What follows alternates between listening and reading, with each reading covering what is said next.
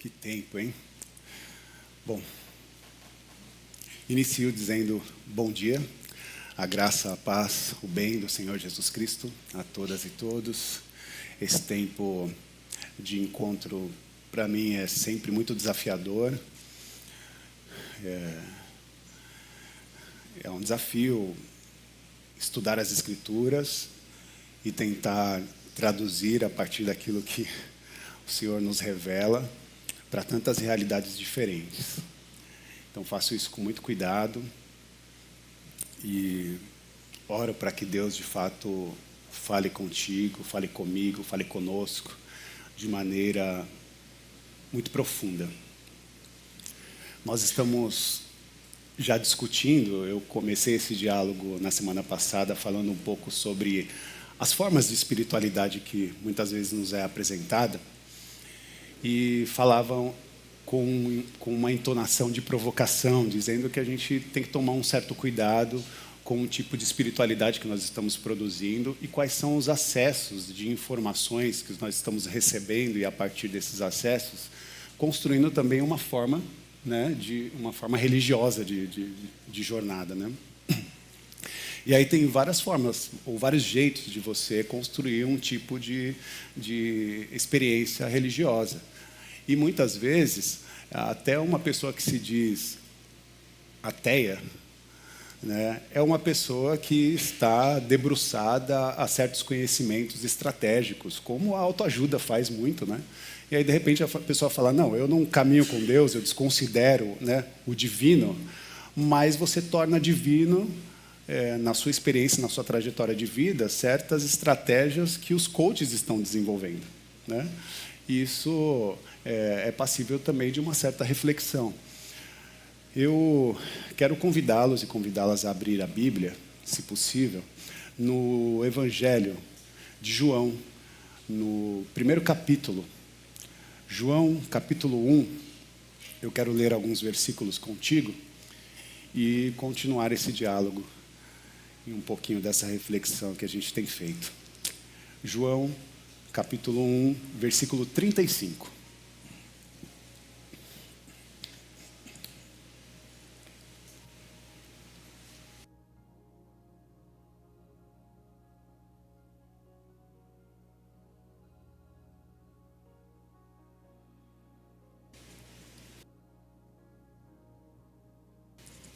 João, capítulo 1, versículo 35. Você pode me acompanhar na leitura, você que está em casa ou nos acompanhando pelo Spotify. Você também é mais do que bem-vindo e bem-vinda, e que esse tempo seja um tempo de reflexão. Nos acompanhe aí na tela ou na leitura.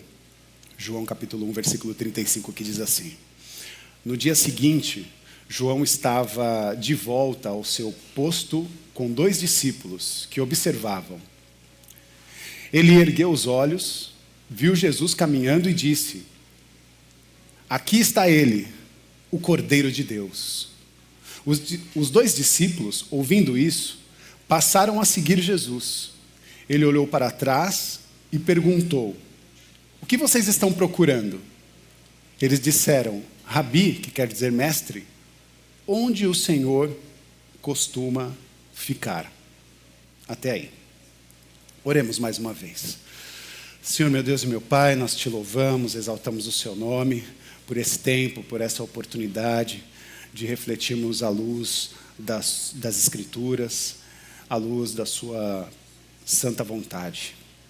Nos orienta, nos capacita, nos ajuda. Que não sejamos nós, mas o próprio Espírito agindo em nós e através de nós, nos dando essa capacidade de compreender os textos, entendendo nos textos a sua vontade, para que a nossa performance no mundo seja datada por esse aprendizado.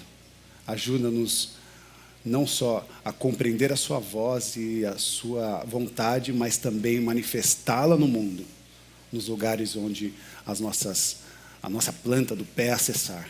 Ajuda-nos. Esse é o nosso pedido com profundo agradecimento. Em nome de Jesus. Amém. Bom, gente, como vocês sabem, eu sou de outra geração, né? Já Passei dos 40, já estou na fase, segundo um dos meus mestres, da ladeira, né? Dizem que quando chega nos 40, assim, você olha a ladeira, a montanha-russa, né? E a experiência trágica essa, né? Como ele faz para nos provocar, mas para muitos pode ser uma experiência de dor, de sofrimento, mas pode ser um momento de maior aventura da nossa vida, né? Porque quando a gente chega no auge, né, da nossa vida, nós já experimentamos muitas coisas e agora é só, sabe, aproveitar a descida e fazer dela uma experiência muito transcendental. Cresci, obviamente, em outra época, porque eu sei que eu falo com gerações muito diferentes da minha. E entenda que a minha época, e aí eu estou falando anos 80, 90, a nossa comunicação era muito diferente. Existia uma forma de comunicação pelos livros, pelos jornais. Jornais, depois eu explico o que é isso. Revistas, gibis. Que mais? Me ajude. Tinha também os meios de comunicação, porque eu peguei essa transição dos anos 80, 90, chegaram os telefones, né? Telefone fixo. Né? Inclusive, na minha época, minha mãe alugava o telefone da vizinha, que aí puxava, não sei como isso acontecia, mas a gente alugava o telefone, né, por um período, porque telefone fixo era posse para as pessoas, né? E aí, acho que vivi, e muitos que estão aqui também viveram um pouquinho desse experimento social aí, né, de mudanças, e mudanças que levaram para o tempo que nós estamos, porque eu sei que os livros ainda existem revistas, gibis, né, e jornais, mas a comunicação ela está muito mais virtual. A internet ela toma posses e informações que a gente não imaginava que chegaria nesse lugar, né, onde de fato eu possa conversar olho no olho com pessoas que estão em outro continente. Isso é possível, a gente nem imaginava que talvez isso era possível, a não ser pelos filmes de ficção. Mas chegamos nesse tempo presente, as comunicações elas estão avassaladoras, e agora, por tantos recursos, eu não sei como que a gente vai conseguir equilibrar, né, as informações a ponto da maneira como nós recebemos. E aí é interessante pensar que existiam também algumas formas na nossa época, e que quando eu estava refletindo sobre isso, pensava no Twitter, né? Porque eu não sei se você usa o Twitter, não recomendo, mas é uma ferramenta que você tem que usar ali, usando 140 caracteres, ou seja, uma frase bem pequena, você vai ter que comunicar uma informação muito grande. Por conta dessa necessidade de desenvolver um tema numa frase de 140 caracteres, eu comecei a recordar que no meu tempo também isso acontecia. Só que a gente fazia em outros meios. Numa frase no para-choque do caminhão, ou uma frase na camiseta. O nosso Twitter da época era talvez um bilhetinho, se fosse, né, num processo mais assim, de namoro, romântico, né? A gente fazia o nosso bilhetinho, uma cartinha. A gente reduzia a nossa comunicação num adesivo, num vidro de carro. E eu não sei se você lembra, para-choque de caminhão era assim, muitos, né? Eu viajava com meu pai assim na estrada e sempre meu pai falava, olha ali, mais uma frase. Aí estava dizendo assim, não me siga, estou perdido. Lembra dessas frases assim de caminhão? Ou aquelas mais religiosas, Jesus é joia, o resto é bijuteria. Aí, se você falou, se você conseguiu complementar, já denunciou sua idade. Mas havia também muitas frases religiosas. Não é um dado atual. Essa comunicação religiosa, ou essa síntese de comunicação religiosa, acontecia muito naquela época, já nos anos 80 e 90.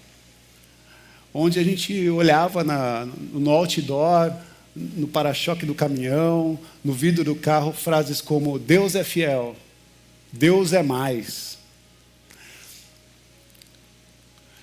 Tinha uma que eu achava muito engraçada, que as pessoas colocavam no carro, não sei se eu vou me recordar exatamente, mas era assim, como se o carro não fosse dela, presente de Deus, né? E aí o carro todo detonado, zoado, eu falei, olha, o presente de Deus, você está cuidando desse jeito. Né? Então tinha um pouquinho disso, assim, né? Não sou o dono do... Vai ser o filho do dono, olha, não sou o dono do mundo, vai ser o filho do dono. Bom, essas questões aconteciam, apareciam, mas tinha uma frase que me impactava. E a frase era, Jesus é a resposta. Essa frase mexia comigo. Jesus é a resposta. Porque eu sempre fui uma pessoa muito curiosa. Sempre fui uma pessoa que investigava, queria saber um pouco mais. E por carregar essa bênção, essa maldição de ser gente curiosa, eu tentava investigar Deus a respeito a partir das minhas dores, dos meus processos de transformações que aconteciam naquela época, geravam em mim muitas perguntas. E muitas vezes eu ia para os líderes religiosos e fazia as minhas perguntas, mas eu não tinha aquelas perguntas respondidas. Eu fazia as minhas indagações, mas as respostas que vinham não eram de acordo com aquilo que eu estava perguntando.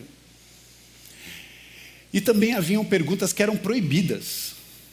Haviam perguntas que eu trazia para a mesa, ou às vezes dentro de um gabinete pastoral, e aquelas perguntas elas não eram respondidas e mais, elas eram proibidas. Elas não deveriam ser feitas. Isso me levava a um profundo questionamento, mais questionamentos, mais perguntas surgiam. Mas hora ou outra eu era atravessado por pessoas, ou até por lideranças religiosas que diziam, Jesus é a resposta. Mas se Jesus é a resposta, quais são as perguntas para esse que se propõe a ser resposta? Quais são as perguntas que eu devo fazer para esse que, de fato, se propõe a responder? Acho que eu percorri um pouco essa ideia, quase como um nerd de igreja, buscando ou tentando percorrer os textos bíblicos, percorrer a Bíblia para saber ou descobrir quais são as respostas para as minhas indagações. E eu confesso que muitas delas eu não encontrei. Muitas delas eu não encontrei resposta. A Bíblia não me trouxe resposta de muitas coisas que eu perguntava. Dores, lamentos, sofrimentos, dúvidas.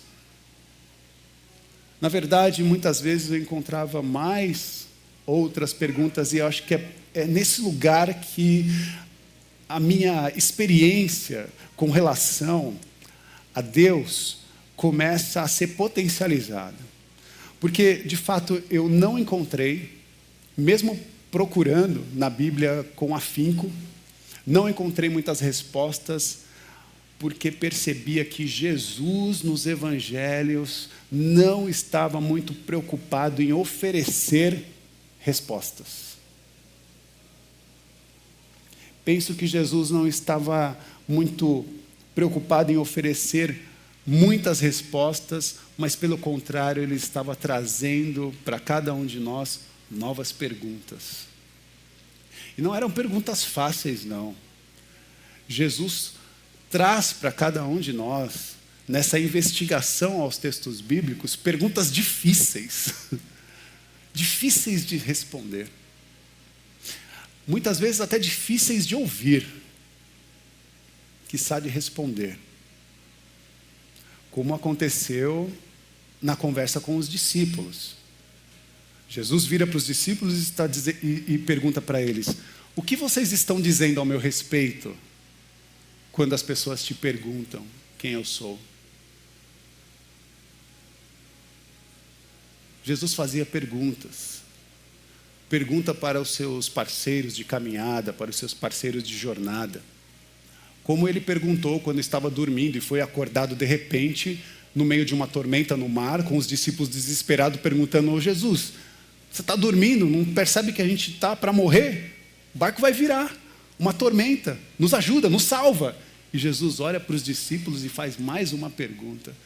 E a pergunta é: por que vocês estão com tanto medo, homens de pequena fé? Tem perguntas que são difíceis de ouvir. Mas Jesus faz perguntas. Pergunta para os seus discípulos, perguntas individuais também, como fez para o cego Bartimeu, olhando para ele, que estava suplicando por uma intervenção. Jesus manda chamar, e quando esse homem cego está diante de Jesus, Jesus faz mais uma pergunta: o que você quer que eu te faça? Você quer ser curado? Perguntas que chegam para os discípulos, para a comunidade, perguntas que chegam para o indivíduo, como chegou naquele cenário em que a mulher do fluxo de sangue toca Jesus, e Jesus no meio da multidão vira e fala: opa, alguém me tocou. Quem me tocou? E os discípulos, com esse monte de gente: Jesus, fala sério, não dá para saber quem te tocou. Ele falou: não, mas alguém me tocou, e de mim saiu virtude, saiu poder. Jesus investigando e fazendo pergunta para os discípulos, fazendo perguntas que desafiam, que vão além das relações com seus discípulos e vai de impacto com aqueles que estão à sua procura. Perguntas. Perguntas como de Pedro. E aí, Pedro? Depois de tudo isso que aconteceu, você me ama? Você me ama? Perguntas. E é muito estranho, né, meus irmãos? Se relacionar com um Jesus que dizem que é a resposta, supostamente nos oferecendo novas perguntas. Ou melhor, vou até mudar essa reflexão. É muito estranho um Jesus que supostamente é a resposta nos trazer novas perguntas. Jesus perguntando para nós, mais do que trazendo respostas objetivas ou pelas quais nós estamos procurando. E ultimamente eu tenho feito as perguntas, e tenho feito as perguntas de Jesus para mim mesmo. Tenho tentado fazer esse movimento contrário, porque eu sempre estou perguntando para Jesus, em busca de uma resposta. Mas agora eu estou tentando olhar para mim mesmo, investigando nos textos bíblicos quais são as perguntas de Jesus, e fazendo com que as perguntas de Jesus me encontrem. E tentando lidar com essas perguntas. Uma de cada vez. Eu sugiro que faça dessa forma. São muitas perguntas. É necessário fazer as perguntas de Jesus para nós mesmos, mas faça com cuidado, com tranquilidade, e uma de cada vez, porque nesse processo nós vamos nos auto-investigando. E também nos reconhecendo. Reconhecendo as nossas potências, as nossas capacidades, as nossas forças, mas também reconhecendo as nossas fragilidades, as nossas limitações. Porque é ouvindo as perguntas de Jesus que nós vamos também compreendendo quem somos. E acredito eu que equilibrando nesse relacionamento uma forma de transformação que Ele mesmo nos propõe. Refletir as perguntas de Jesus. Como eu chamei vocês a ler o texto de João no capítulo 1. O texto que nós lemos me parece ser a primeira pergunta de Jesus nos evangelhos. Especialmente no evangelho de João, Jesus faz a sua primeira pergunta. E aí eu vou novamente trazê-los para o cenário. Jesus acabara de ser batizado nas águas, pelo seu primo, João Batista. João Batista, quando batiza Jesus, há um movimento milagroso. O cenário é, os céus se abrem, um pombo pousa em Jesus. E uma voz do céu diz: este é o meu filho amado, com quem eu me agrado. Um grande milagre, apontando para Jesus,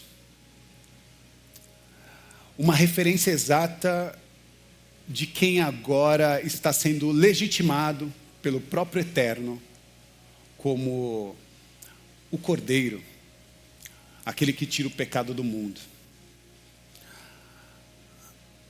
E aí, no versículo que nós lemos, os 2 discípulos que acompanhavam João Batista, ouvindo toda essa dimensão, essa esfera e essa manifestação espiritual, eles decidem seguir a Jesus. E Jesus, quando vê esses 2 discípulos se aproximando, Jesus olha nos olhos desses discípulos, né? Versículo 38, ele olhou para trás e perguntou: o que é que vocês estão procurando? Mais uma pergunta. E talvez a primeira pergunta no Evangelho de João, feita por Jesus aos seus discípulos. O que é que vocês estão procurando? Quase que dizendo para aqueles discípulos: quais são os desejos que te atormentam? Quais são as suas expectativas ao me seguir? Quais são as suas expectativas? Será que você consegue nomear os seus desejos? Será que você consegue dar nome às suas vontades e às suas expectativas? Esses discípulos que até então eram discípulos de João Batista, decidem seguir Jesus, e ao decidirem seguir Jesus, recebem uma pergunta desafiadora que provavelmente deixara aqueles 2 paralisados. O que é que vocês estão procurando? É como se Jesus agora estivesse de frente para conosco, e nós aqui decididos e decididas a seguir Jesus, recebêssemos dele essa mesma pergunta: o que é que vocês estão procurando? Qual é o seu desejo, a sua expectativa? Nomeie as suas vontades. O que você está querendo ao me seguir?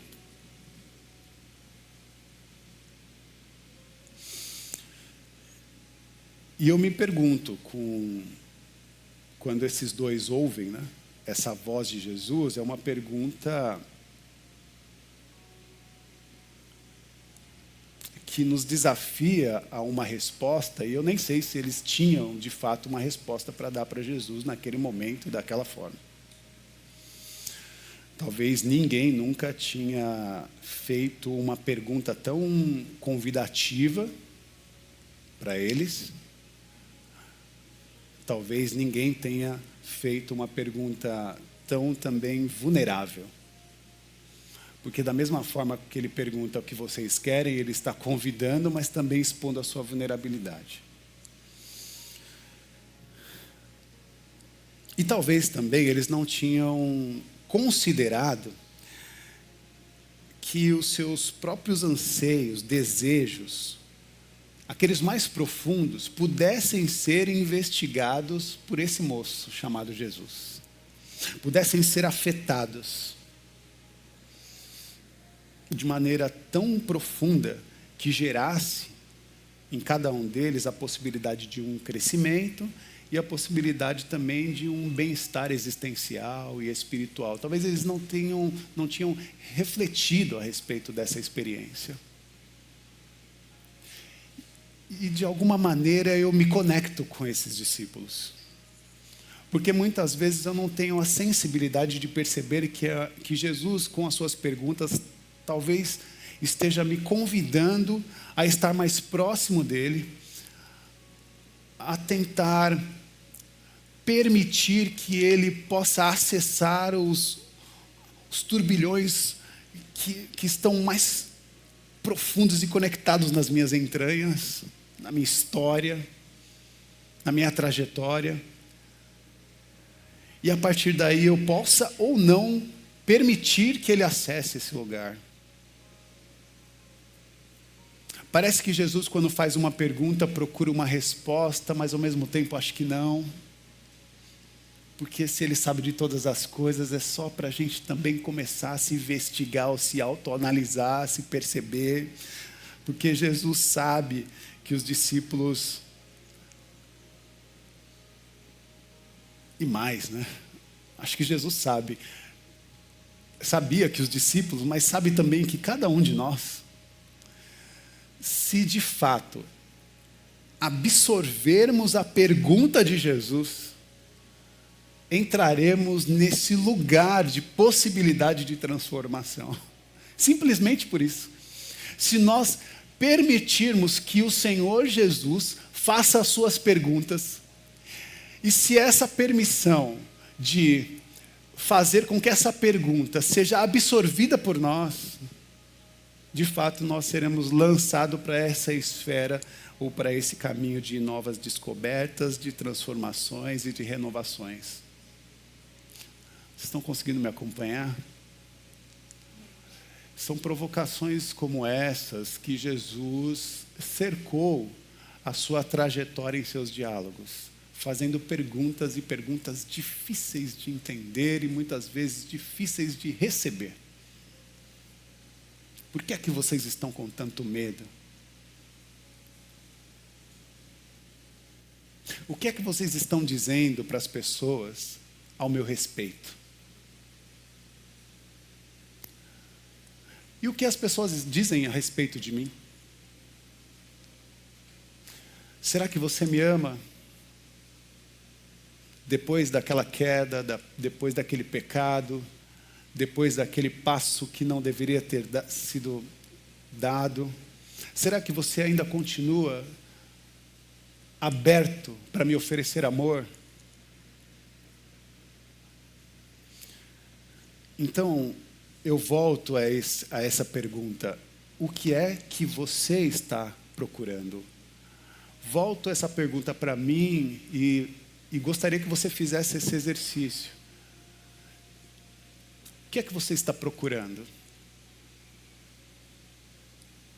É uma pergunta para você, é uma pergunta para mim. Ela é também de caráter individual. Porque a gente vive numa cultura de tanta gente tentando responder as coisas por nós.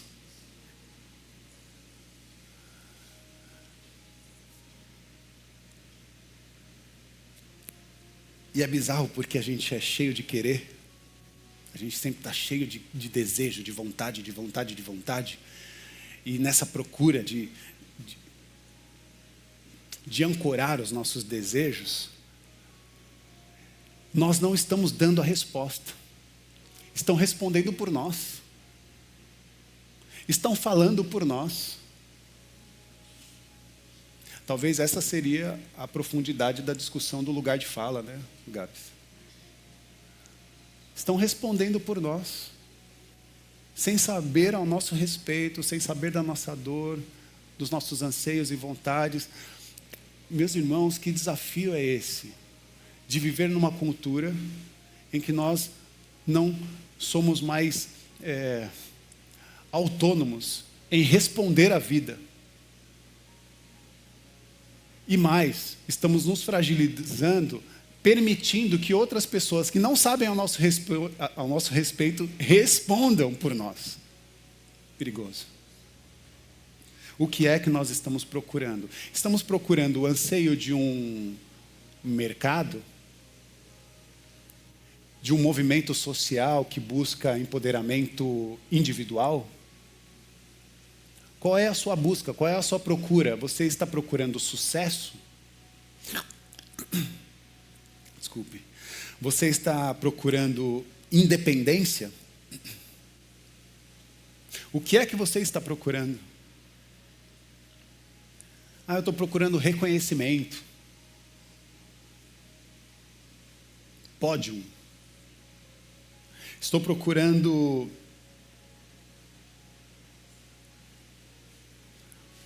segurança, por isso eu me afasto. Por isso eu não me permito.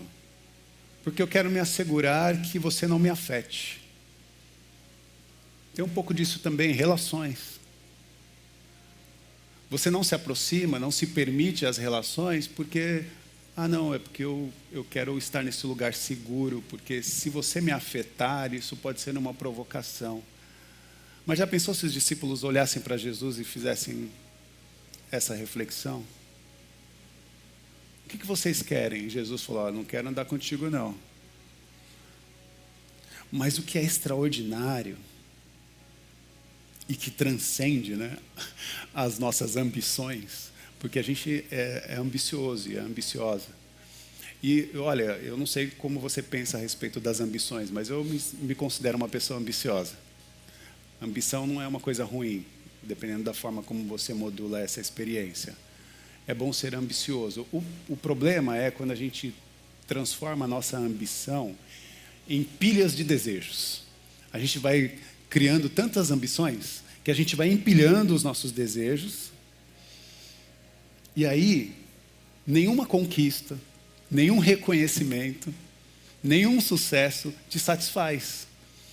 Porque a gente está sempre colocando mais uma ambição em cima da outra e a gente não consegue experimentar a beleza das pequenas vitórias, das pequenas conquistas.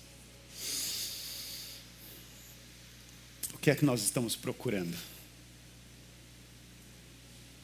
O que é que nós estamos procurando quando nós vamos à igreja?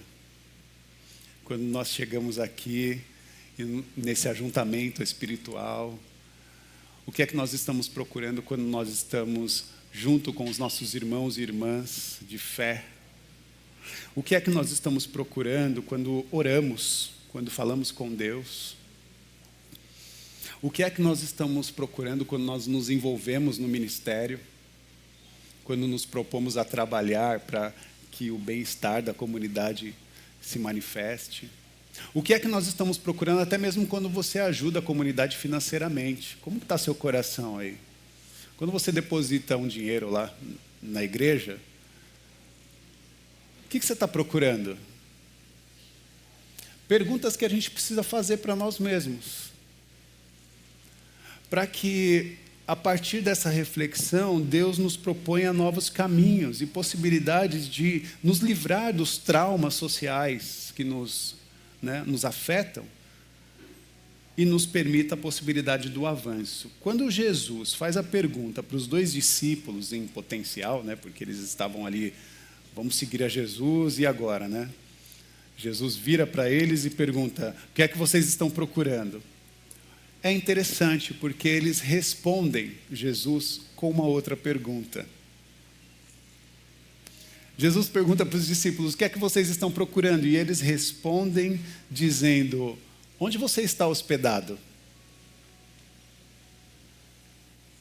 Onde é a sua casa? Para onde você vai? Qual é o lugar que você se instala? Quais são as suas instalações? Meu Deus, que extraordinário esse diálogo. Tão pequeno e tão profundo.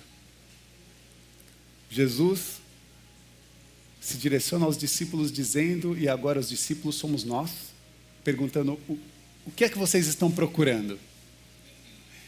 E se nós tivermos a ousadia de devolver a Jesus uma nova pergunta, talvez uma possível resposta com uma pergunta seria essa: onde é que você está hospedado? Onde é a sua casa? Qual é o seu lugar de morada? Onde você reside?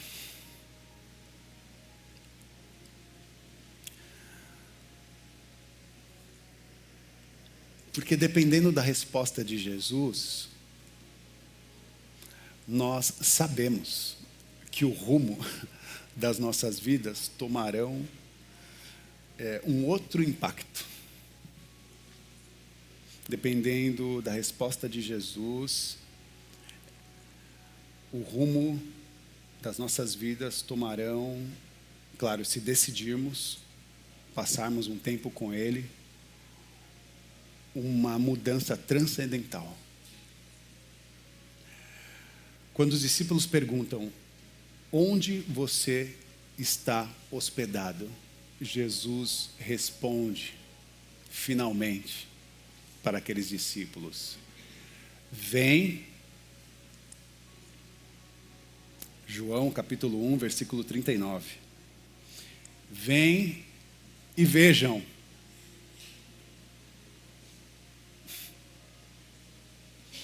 Que boa resposta de Jesus, hein? Vem e vejam. Parece não uma resposta tão objetiva. Jesus, qual é o impacto na minha vida se eu te seguir? Se eu entrar na sua casa? Se eu entrar nessa esfera que o Senhor me propõe? Qual é o impacto? Jesus responde: vem e veja. Porque nada mais é uma resposta que nos encontra para esse lugar de desafio. Porque a única maneira de saber onde Jesus reside é segui-lo até o fim. A única maneira de saber onde Jesus está é seguindo, sem precedentes. É deixando tudo e seguindo Jesus. Nós não podemos conhecer Jesus de maneira abstrata. E aí eu volto para domingo passado. Não são as frases dos intelectuais que vão construir na nossa espiritualidade. Não adianta você colocar a frase no seu carro, no para-choque do caminhão, na sua camiseta. Que Deus é fiel, que Deus é mais, que Deus é poderoso, que Ele cuida de mim. Se você não se permitiu para essa experiência. A nossa experiência não é abstrata. E Jesus não nos oferece essa experiência de relação abstrata, porque essa experiência de relação espiritual que nós estamos desenvolvendo com Jesus não vai caber numa frase de camiseta, não vai caber num adesivo, porque nos chama para uma experiência do vir, ou do ir e ver. Uma experiência de ação, de trajetória, de caminhada e de transformação cotidiana. É dia após dia. Num relacionamento com Deus que nós seremos transformados, que nós seremos renovados e que algumas perguntas para nós serão respondidas. Não todas, no seu tempo, no seu momento, investigada com muito cuidado e sem ansiedade. Porque Deus cuidará de nós, se assim nós permitirmos. Então Ele nos convida nessa manhã a vir e ver. Ele nos convida nessa manhã a percorrer um caminho por um tempo como peregrinos, e não como turistas, não como espectadores, mas como gente que mergulha na experiência e se encharca dela.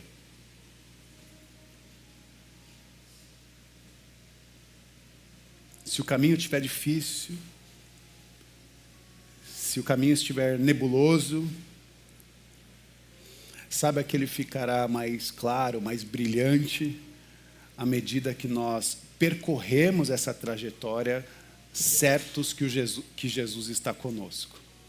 Certo que a experiência de relação está sendo permitida a Ele, para Ele se manifestar em cada um de nós. Talvez você tenha chegado aqui com muitas perguntas, em busca de respostas. E saiba que o que Deus está fazendo é te devolvendo com novas perguntas. E eu quero muito que você saia daqui pensando nas perguntas de Jesus para você desse dia. Faça essa reflexão. Mas compreenda que todo esse diálogo tem um fim. Numa resposta que talvez não seja tão objetiva a primeiro momento.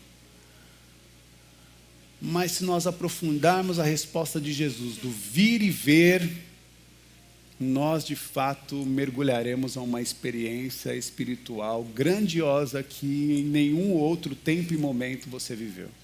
Se permita. a agir e caminhar com Jesus nesse lugar de profunda renovação, relação e transformação que Ele nos propõe. Deus quer mudar os nossos caminhos, mas só é possível se você se permitir a isso. Deus deseja, sim, responder a alguns anseios, mas se permita essa relação.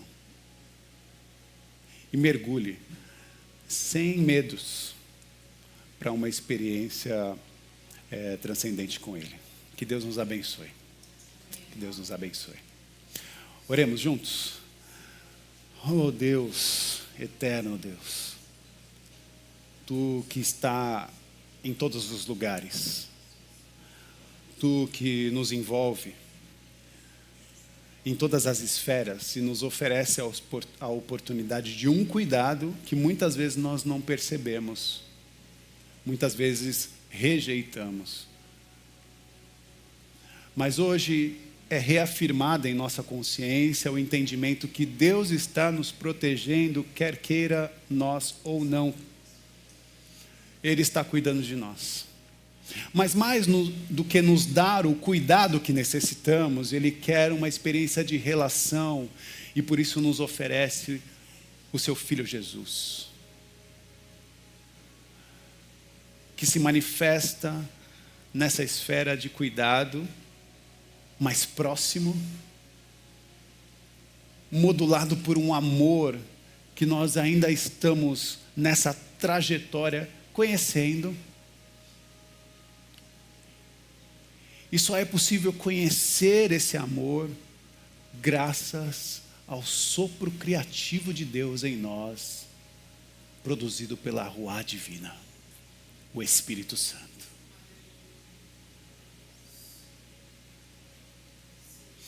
Seja impactado pela manifestação do amor de Deus em nós,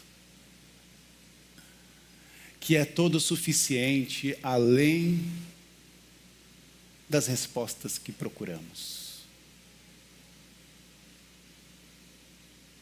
Ele supera todo o entendimento na esfera da relação, do abraço, do cuidado, do amor. Acolhe-nos, Senhor, nesse lugar. Envolve-nos, Senhor, nesta trajetória de esperança ou de esperançar. Contigo. É o que nós desejamos e queremos que aconteça. Permaneça conosco nessa jornada. E ajuda-nos, nos orienta. Esse é o nosso pedido com agradecimento. Fazemos isso em nome de Jesus. Que o amor de Deus, que a graça do Senhor Jesus Cristo, que a manifestação do Consolador, Espírito Santo de Deus, esteja sobre a vida de cada um de nós.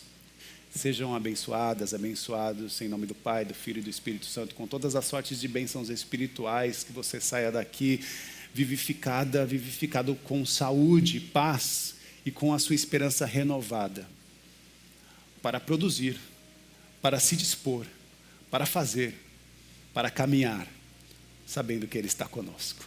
Que Deus nos abençoe. Amém, amém e amém.